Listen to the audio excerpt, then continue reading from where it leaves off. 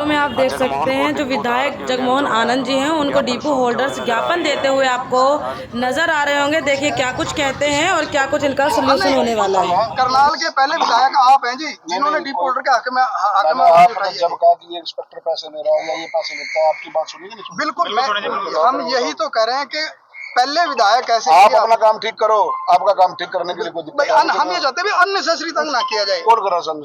Inspector checking के नाम से जाते हैं और सप्लाई जांच की जानी चाहिए। जब चेकिंग के नाम पे जाते हैं तो क्या करते हैं? मंथली मांगते हैं जी। मंथली कौन मांगता है? पैसे मांगते हैं। कौन मांगता है? बहुत से डिपो होल्डर हैं।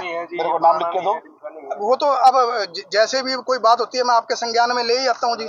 मेरे को नाम लिख के दो। कोई ऐसा आदमी है तो उसको तुरंत। भाई अननेसेसरी डिपो होल्डर हर महीने चले जाते हैं जी। 25 कार्ड वालों को साइन करा के दो, ये करा के दो, वो करा के दो। जो गवर्नमेंट का प्रोसीजर है वो तो देखो करवाने के लिए सरकार की नीतियों से हम सारे डिपो होल्डर खुश हैं जी और उसके साथ है प्रचार प्रसार करते हैं सरकार की नीतियों का।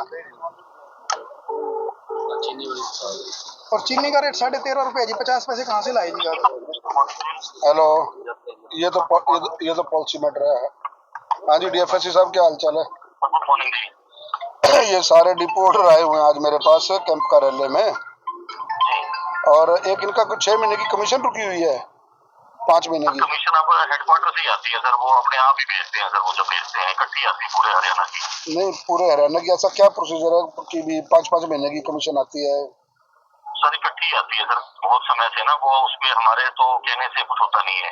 अपने आप ही भेजता है सर ये हेडक्वार्टर। चलो मैं एक बार सर मैं जॉइंट डायरेक्टर से बात कर लेता हूँ कि भी कब की उम्मीद है भेजने की और सर आपको इंटीमेट करता हूँ। चलो मैं एक बार बात भी करता हूँ। और बाकी चीनी का रेट 13.5 पैसे 50 पैसे खुले का चक्कर है। ये भी हेडक्वार्टर की दिक्कत होगी, वहाँ पे बात कर रहे हैं ना। हाँ सर वो तो डिसाइडेड है वो तो कि और बाकी इनकी कोई दिक्कत परेशानी, कोई इंस्पेक्टर आपका तंग कर रहा हो? नहीं सर अब तो मेरे पास कोई खबर आई नहीं सर ऐसी। सारा किया हुआ है सर। एक दिक्कत आई हुई है हेडक्वार्टर से कि जो भी नियरेस्ट डिपो है ना उसके ऊपर सप्लाई अटैच होगी। कई जगह होती है ना 2 किलोमीटर 5 किलोमीटर है वो मेरे को करना पड़ेगा। अगर कोई 2-4 लोग हैं क्योंकि एसीएस साहब ने कहा कि अगर वो नहीं करोगे तो डीएफएससी के खिलाफ एक्शन। बिल्कुल ये होना चाहिए। नहीं वो तो हम भी आपकी सिफारिश नहीं करेंगे। हम भी आपको अनड्यू सिफारिश नहीं करेंगे। जो नियरेस्ट स्टेशन है अगर डिपो के भी देखो कंज्यूमर को कोई दिक्कत नहीं आनी चाहिए। वो तो नजदीकी डिपो पे जाएगी ना। हाँ जी। बस वो तो मैं भी नहीं आपको कोई सिफारिश ऐसी करूंगा कि भी इस डिपो वाले को। वैसे सर अदरवाइज डीएफएससी ने ये कहा था कि नियरेस्ट का मतलब ये कि डिपो होल्डर को ये डिपो होल्डर के पास इनको जाना पड़ेगा। जैसे मान लो ये गांव है, गांव से दूर है तो गांव में नहीं जाना पड़ता। डिपो वाला खुद आके गांव में बांटता है। वो तो कोई दिक्कत नहीं है लेकिन फिर भी पॉलिसी मैटर है तो नियरेस्ट के साथ ही होना चाहिए। करो आप बिल्कुल हेड ऑफिस के अकॉर्डिंगली काम करो, कोई दिक्कत नहीं। चलो ये कुछ ज्ञापन दिया इन्होंने, मैं ये तो फिर हेड ऑफिस का वहीं भेजता हूँ मैं, ठीक है ना? हाँ जी सर। हाँ जी ठीक है। डीएफएससी साहब तो बड़ी ईमानदारी से काम करते हैं। ले जाऊंगा, कोई दिक्कत नहीं, आज ही ले जाता हूँ, ठीक है ना? क्योंकि हमारी समस्या का समाधान हमें ये लगता है जी सिर्फ करनाल के विधायक जगमोहन आनंद। अरे करनाल के विधायक ने थोड़ी करना, तुम सब लोगों ने बनाया सब ये सर। सुरेंद्र लोधी अपना बड़ा पुराना साथी है, सारे डिपो वाले बड़े पुराने साथी हैं।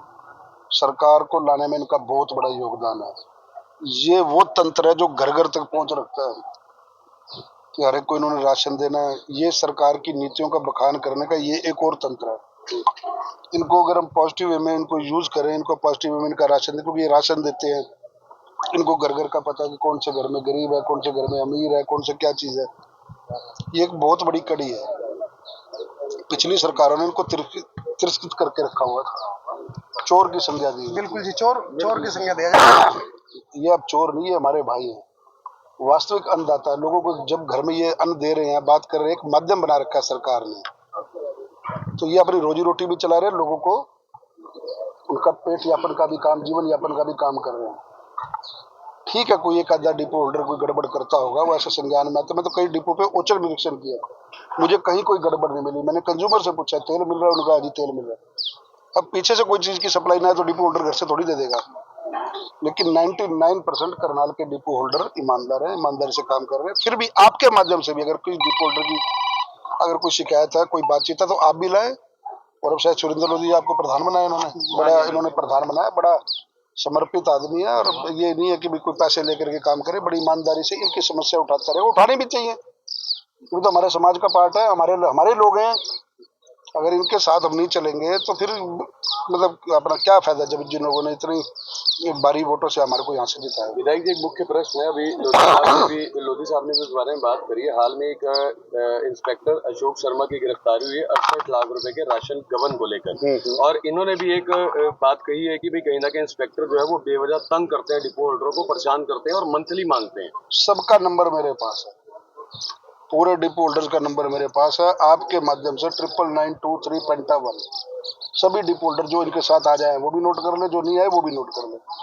कोई इंस्पेक्टर इनकी दुकान पे आता है, चेकिंग करने जो स्टॉक मांगता है स्टॉक दिखाए, उसके एवज में अगर वो पैसे मांगता है, अगर इनके स्टॉक में गड़बड़ है तो ही पैसे मांगेगा, उसको ठीक कराने के लिए पैसे देंगे ना। नहीं तो कोई जायज मांग, अगर इनका जायज काम है और फिर कोई इंस्पेक्टर पैसे मांगता है, मेरे को टेलीफोन करे, चाहे मैं हिंदुस्तान में हूँ चाहे किसी विदेश के कोने में चेक करना लूँ, मैं जानू मेरा काम जाने, सिर्फ ये उसका नाम बता दे, बशर्त कि इनका काम ओके होना चाहिए। विधायक जी के पास जो गेहूं जाते हैं 53 किलो कट्टा 52 किलो कट्टा करता है वो तो, लेकिन अफसर जाता है दुकान पे तो 50 किलो की गिनती करता है, तो 2 किलो घटता है वो डिपो वाले के। अभी मैं डीएफएससी से बात कर रहा था, तब आपने क्यों नहीं मेरे को बात बताई है इसके बारे में? अब ये बता रहे तो मेरे को समस्या तब क्यों नहीं बताई आपने? हमने आज ही डीएफएससी साहब से आप बात करो, अब आप एसोसिएशन के प्रधान हो, इनके इंटरेस्ट की बात करो, कोई दिक्कत है तो फिर मेरे को बताना, सोमवार को फिर मैं दोबारा बात करूंगा, इसकी समस्या का भी समाधान करेंगे। कोई छोटी से छोटी समस्या डिपो होल्डर को आती है, आधी रात को भी मेरे को टेलीफोन पे बात करता है, मैं तो नंबर सर्च नहीं किया। कोई आपको तंग नहीं करेगा, कोई आपके काम में अड़चन नहीं डालेगा। आप ईमानदारी के साथ जिस काम के लिए आप कमीशन पे अपना परिवार पालो, ये जरूर करा दो जी, क्योंकि 6 महीने जब कमीशन नहीं आती ना तो ये भ्रष्टाचार की जर्नी हो जाती है जी। फिर समझ गया बात, इसके लिए मैं माननीय मुख्यमंत्री जी से बात करके इसकी भी एक व्यवस्था बना दूं। फिलहाल जगमोहन आनंद जी